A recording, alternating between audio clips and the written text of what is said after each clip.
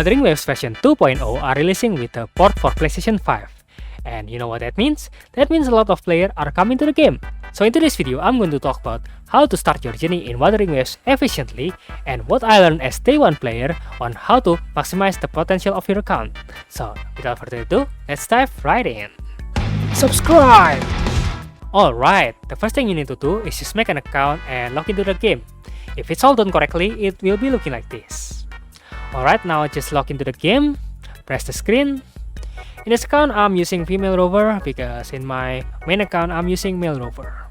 Okay, so 30 minutes into the game, if you do not care about the story at all and skip everything, you'll unlock this feature called Convene. And what is Convene?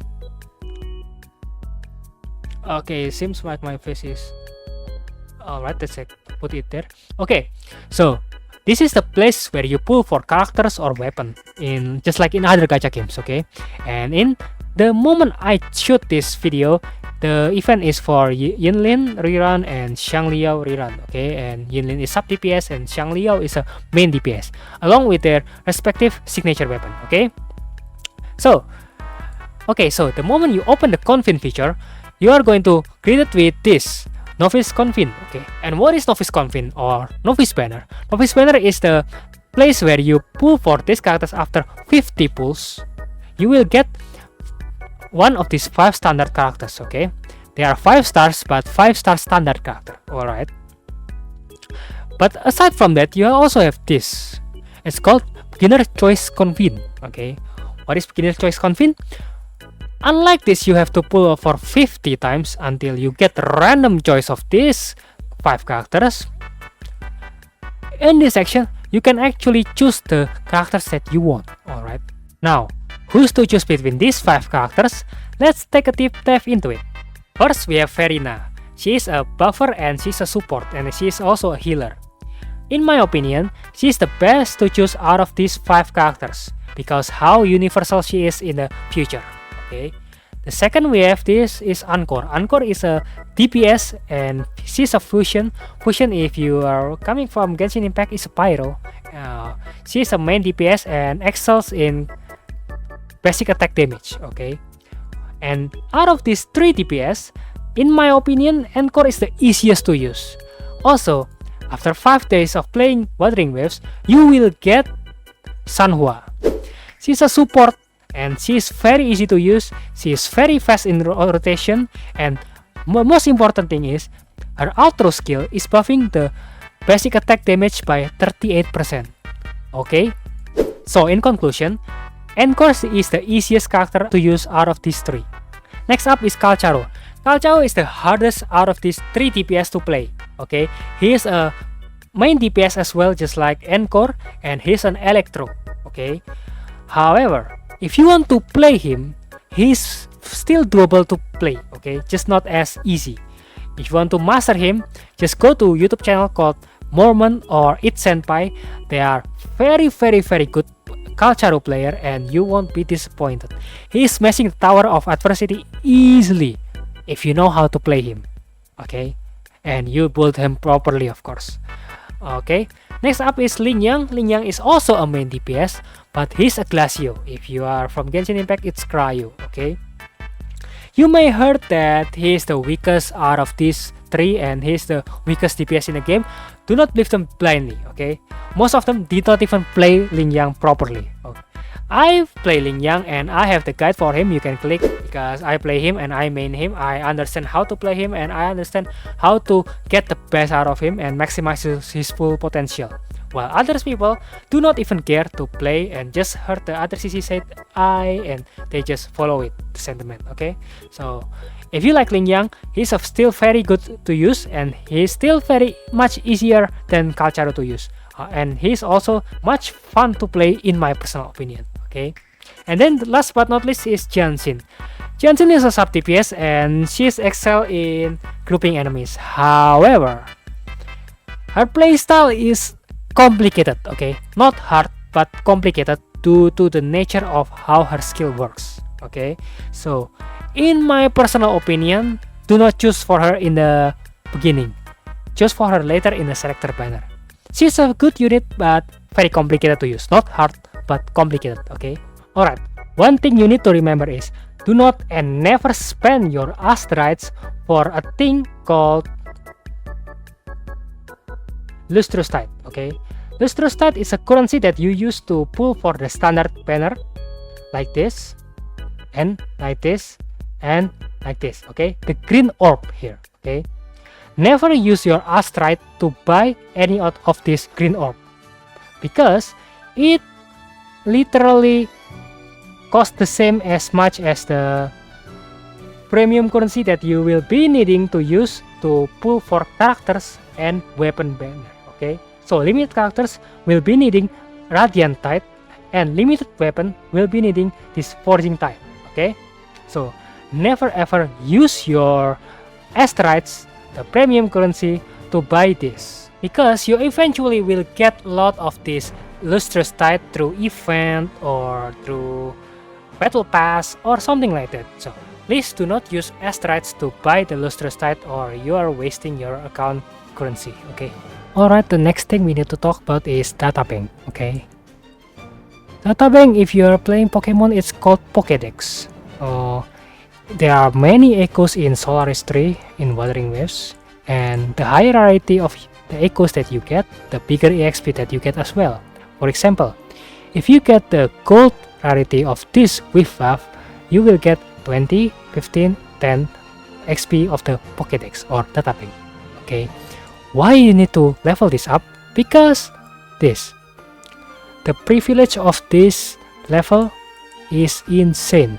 Okay, at level 5 you can get the blue echo. That means you can get even higher rarity of the echoes that you get. That means you will get the higher relics or artifact or the gearing system in this game. The more level that you get, at level 8 you can get the purple echo. That's the second to the highest of the rarity of the echo. Then if you get the purple echo, you will get 15 EXP for your data bank. Okay, and at the level 15 you will be able to get 5 stars echo. You know what that means? That means you will be able to get the highest rarity of the echo, and that means you can start to build up your characters for the end game. Okay, because echo is the gearing system in Wuthering Waves. Alright, and then in level 21 you will be able to get 5 stars echo at 100% chance. Okay, so any enemies that you fight and drop the echo, you will be guaranteed to get the 5 stars version of them. Crazy, right? So please upgrade your data bank as fast as possible. So the moment you can access the open world, or you have nothing to do in the open world, just go around and hunt for echo and fill your data bank. Okay? Alright, the next thing we need to talk about is the wave plate. Wave plate is a time-gated currency in the game that you will be using to spend on things like money or shell credit and resonance potion to level up your resonator, and weapon EXP, upgrading your characters, leveling up their skills, etc, etc. Okay, so there are few things that you can do to spend your wave plate. Okay, there are things, it's called 4 yearly challenge. 4 yearly challenge is the thing that you use to upgrade your weapon and skill of your resonators. Okay, and then the simulation challenge, it is more universal because this one is to increase your EXP of resonator, and this is for weapon EXP, and this is shell credit. Okay, almost everybody needs this. Then there's post challenge. Post challenge is the one you need to do in order to get some materials, to get material update for your characters. Alright, and then this is tasset suppression. Tasset suppression is the thing that you will need to get this. This is premium shield tube. Okay, this item is the thing that you need in order to level up your gear system, like ecosystem, etc. And you also will be needing this. This is premium tuner in order to roll the substat for your echo. Okay, just like this. Okay, so I have this bellborn turtle in level 25, but I have no such thing as substat here. Okay, so in order to do that, I need this item, is called premium tuner. Okay, in that I can roll. Alright, I get holy shit, this is ass. I'm sad now. Alright, but never mind. So the next thing that you can spend on is this called weekly challenge. Weekly challenge is the thing that you need to upgrade your skill level. Like in a higher skill level, you need that weekly boss material in order to proceed further. Like for example, my Baiji. Okay, see, her healing skill is like level 8. In order to excel to level 9, I need this momentum bell, and I can get this only from defeating the Paleborn turtle. Okay, and it is included in weekly boss challenge. This Paleborn Geuchelon, and is the momentum bell.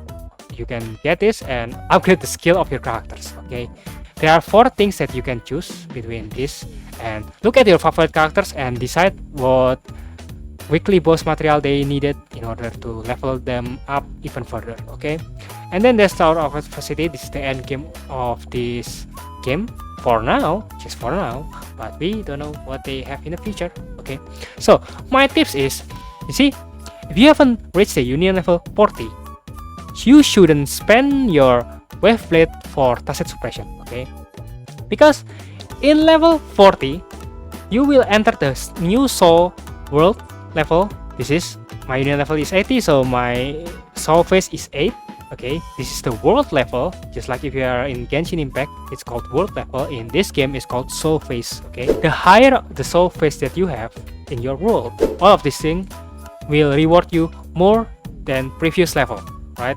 So before you reach union level 40, do not spend your wave blade on this, because the reward from the tacit suppression is very negligible. Okay, spend your wave blade in the beginning of the game for daily challenge, simulation, boss challenge, and weekly challenge. Just don't do the tacit suppression. Okay, the next thing we need to talk about is the character mastery. Okay, if you're coming from Genshin Impact, you will be familiar with term of elemental reaction. So it is safe to say, if you understand how the rotation and how to manage your macro and elemental reaction throughout your team, you are safe with the team. Okay, but in this game, it is not just about elemental reaction.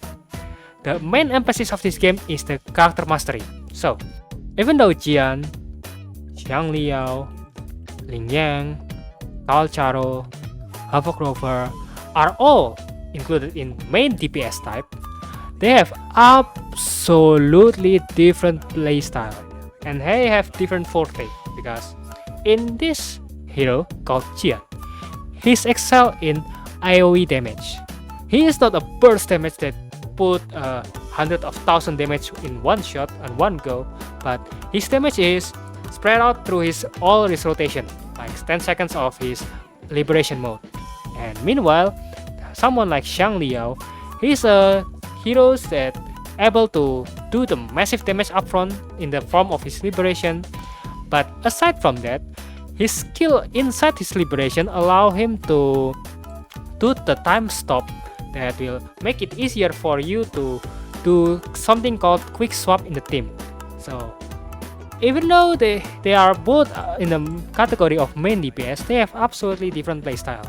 Just like Calcharo is also excel in the quick swap team, because he is a bit stinky in terms of his forte circuit, because it takes a long time and he is prone to attack in the meantime. And you know what, in the Wuthering Waves, you got hit in the hologram, you die. Okay, so it is important for you to understand the detail how they work, how each of character works. And you know what, even though Baiji and Verina are both healer, they play absolutely differently. Okay, although JJ and Yinlin are both top DPS and they support different elements and different attack type, they play absolutely differently. So the ceiling in this game is absolutely high. It is up to you how to rotate the characters and suit the need, suit the rotation, suit the timing, and suit how they synergize to each other. So in order to excel in this game, you need to understand how they work, from your DPS to support and sub DPS, everyone, you need to understand them perfectly. Okay, not perfectly, but I mean you need to understand them in order to excel with them. So if you like underrated characters such as Lingyang, Calcharo, or Genshin, you need to go to YouTube and find a guidance from a people who actually can play them. Okay, and you can see the proof, like they show the showcase and how to play them perfectly and correctly and well. Don't ask players who do not care about them. Do not ask meta sleeve. Do not ask people who don't care about these characters to guide you. Like, just use your logic. Is it make sense if blind people guiding a blind people, right? It doesn't make any sense. So if you are trying to master a hero, you need to learn the hero from the people who are actually good at it. Next thing we need to talk about is talent investment, okay? It is easy in Wuthering Waves to just waste your resources for something quote-unquote useless. But now, I want to teach you how to manage your resources properly in terms of leveling up your skills, okay? So, this is Sanhua, okay? Her liberation damage, look at this. The damage multiplication is 592%. And when I increase the level of this skill, it will be 645. It is roughly 53% increase in damage total. Okay. Meanwhile, you can also upgrade this skill. It's called intro skill. Intro skill is a skill where the previous resonator do the outro skill by filling their concerto energy, and the next resonator will be performing called intro skill. Intro skill is 101% multiplication, and when I increase the level, it will be 111%. Okay, so that means I only get additional 10% multiplication. Meanwhile, in liberation, I will get additional 53%. Now, as a smart people, which one you prioritize to level up? Okay, of course the liberation, right? The most baffling thing is, in order to level up both of this skill, although we talk about how they increase the multiplication far differently, liberation is much more worth to be leveled up. They cost basically exactly the same. Okay, 5 metallic drip, the purple, 5 metallic drip, the purple, and this the weekly boss drop. Okay, so in the Union level 80, each week you can get 9 drops. Okay, so you need to be careful of not wasting your resources by upgrading skills that is not important to your DPS. Okay, also it is important to upgrade your DPS first before upgrading the sub DPS and then upgrading your support, because naturally if your DPS get the best investment, the damage of the overall team is going to be increased exponentially instead of you upgrading your support. It's just common knowledge. Okay, so you need to prioritize upgrading your damage dealer and their skill that actually matters to them. Unless you like me, you like these characters so much you upgrade them all to level 10. Okay, I know it's quote-unquote wasting resources, but I do what I do. I just like to do it. But for a new player like you who's watching this, please do not do that. Prioritize your DPS and skills that actually matters. And if you like the character so much, you can upgrade all of their skill to level 10. Okay. Alright, the next thing I want to talk about is who's to pull next. So, in 2.0, there will be 2 phases of banner, and the phase 1 is Carlotta and Jeje, while the phase 2 is Rochia and Jinxi. In terms of their role, Carlotta and Jinxi are both main DPS, and they are going to be very strong. However, if you are entirely new to the game, I suggest you to pull for Jinxi, because Carlotta is seemingly like having more strict team to play, and she's also focusing in single target damage. Meanwhile, Jinxi, she is very flexible with anyone who can do coordinated attack damage, such as Yuanwu or Yinlin or Jeje and even Verina. Alright, so if you take Verina from standard banner, it is safe for you to pull for Jinxi because they work perfectly well. Also, Yuanwu is a character that you get for free after finishing some part of Tower of Adversity. So, in my personal opinion, Jinxi is the best to pull out of these 4 because she is a hard carry character and she will be able to help you to finish the hard content in this game easily. With a team that seemingly easy to build, and she is also beginner friendly because she doesn't have that some sort of hard mechanic to play or complicated things in her kit, so I suggest you to pull for her. But if you are a returning player and you've already pulled for Jinxi, my personal suggestion is either you pull for Carlotta or Jeje, because JJ would be working well with Carlotta in the future, and I believe that Carlotta will be having some rerun in the near future because there is not many Wuthering Waves character released so far for now. So expect Carlotta to be rerunning soon. As for Rocha is a sub DPS for Camellia or Havoc Rover. However, she is going to be the perfect pairing for Camellia. If you are Camellia main, you should pull for her. But if you are new player, as I said, pull for Jinxie. Alright guys, I think that's it for today's video. What do you guys think? I'm personally very excited for Runasita, and I hope you are going to have a very good journey in Runasita as well. So, if you want to see more Wuthering Waves content in the future, don't forget to like, subscribe, and click the bell ding ding so you won't miss my next video when it's uploaded. Thank you so much for watching, and I will see you in the next video, and see you in Runasita. Goodbye and see you soon.